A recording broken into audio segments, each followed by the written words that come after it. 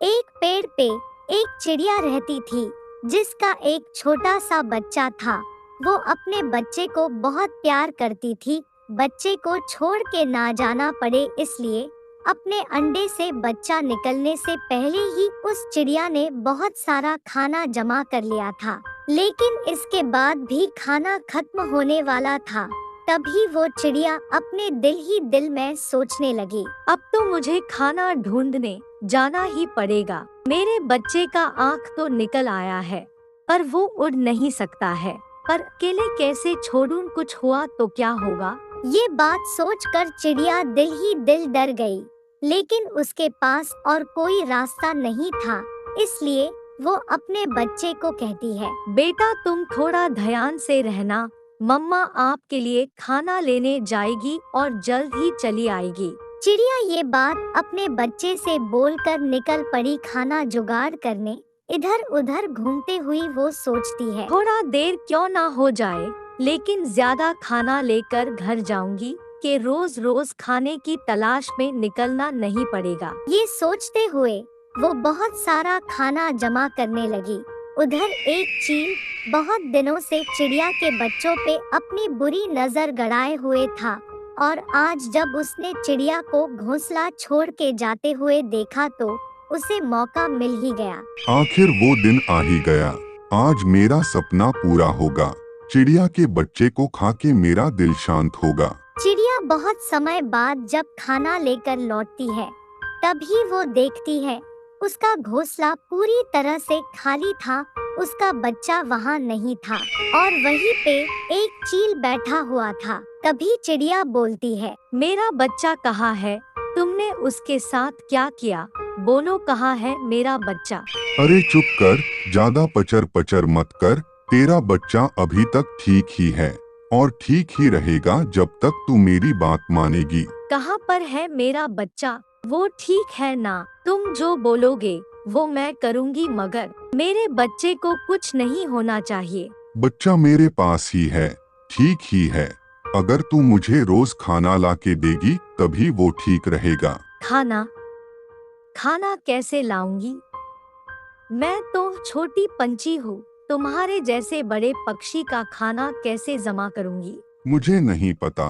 अगर बच्चे को जिंदा रखना चाहती है तो मैं जैसा कह रहा हूँ वह कर। यह कह के चील वहाँ से उड़ जाता है और बेचारी चिड़िया बहुत दुखी होकर घोंसले में बैठकर सोचने लगी, जैसे भी हो मुझे उस चील के लिए खाने का जुगाड़ करना ही पड़ेगा।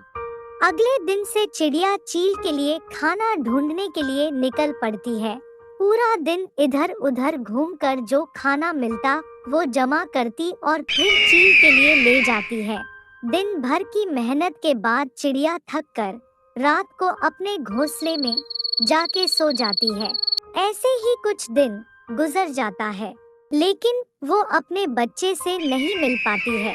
फिर वो जब चील के लिए खाना लेकर जाती है तो वो चील से बोलती है, बहुत दिनों से तुम्हारे कहने पे मैं खाना लेके आ रही हूँ, अब तो एक बार मुझे मेरे बच्चे से मिला दो। इतना बात तुझे कौन कहने के लिए बोला है। जैसा करने को बोला जा रहा है उतना किया कर। लेकिन मैंने तो कुछ नहीं मांगा, बस एक बार अपने बच्चे को देखना चाहती हूँ। तेरा बच्चा ठीक है, क्या ये काफी नहीं है तेरे लिए। तुझे जैसा बोला जाता है वैसे ही तू करती जा, तब ही अपने बच्चे से मिल पाएगी। अभी के लिए बस इतना काफी है कि तेरा बच्चा मेरे पास ठीक है।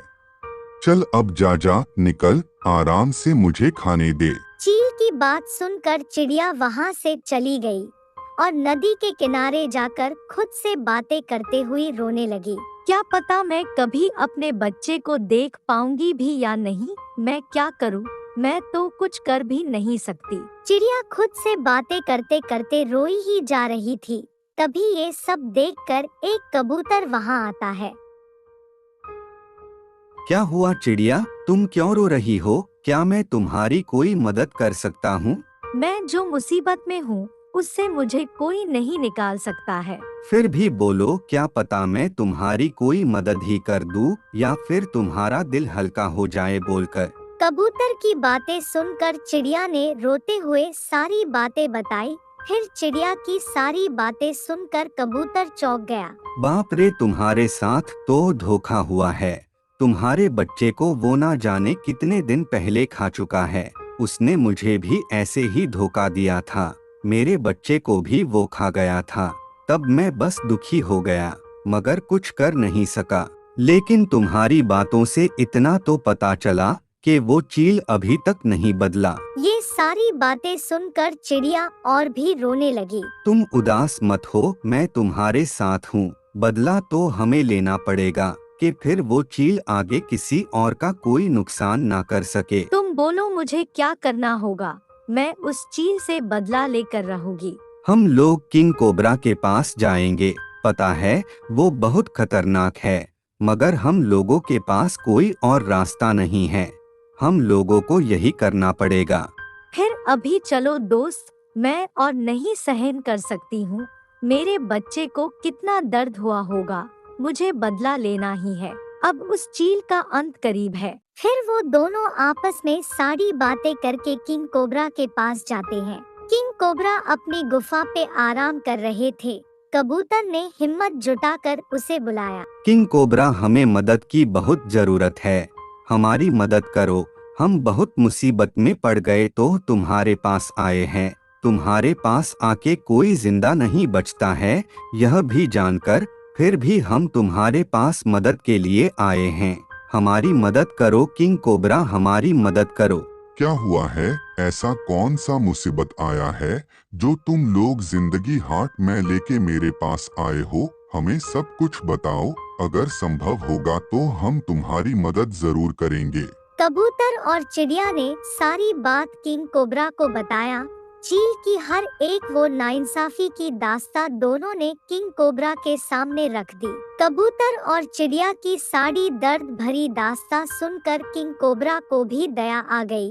फिर उसने बोला, हमारे इलाके में रह के उस चील का इतना हिम्मत, वो मासूम पंछियों को इतना परेशान कर रहा है। मैं उसको उसकी सजा दूंगा।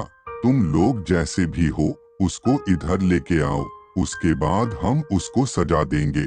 किंग कोबरा की सारी बातें सुनकर कबूतर और चिड़िया ने मिलकर एक षड्यंत्र रचा कि कैसी चील को उसे टीले के ऊपर ले आए। चिड़िया ने कहा कि वह चील को खाने का लालच देके उसको टीले के ऊपर ले आ सकती है। उसके बाद वो चील के पास जाती है। क्या हुआ? इतना देर कैसे हो गया? खाना कहाँ है? अपने बच्चे को बचाना नहीं चाहती है क्या? नहीं बचाना चाहती हूँ। खाना लाया है। आज बहुत सारा खाना मिला है, इसलिए ला नहीं सकी। मैं तो छोटी पक्षी हूँ ना, इसलिए तुम चलो मेरे साथ, दिखा दूंगी तुम्हें और तुम फिर आराम से खा लेना। अच्छा ये बात है, चलो फिर। ये सब कह के चिड़िया चील को किंग कोबरा के गुफा के पास ले आती है। तभी कबूतर को वहाँ देखकर चील कहता है, तो ये मेरा भोजन है, लेकिन लगता है इसको मैं जानता हूँ। हाँ पता है, जानते हो, जैसे मेरे बच्चे को खा लिए उसी तरह इसके बच्चे को भी खा लिया था। मतलब तू सब जान गई है? कोई नहीं, आज तुझे भी खत्म कर दूंगा। चील की बात जैसे खत्म होती है, वैसे ही गुफा से किंग कोबरा आता है और झट से चील को डस लेता है। इसी तरीके से चील का अंत होता है और चिड़िया और कबूतर का बदला पूरा हो जाता है।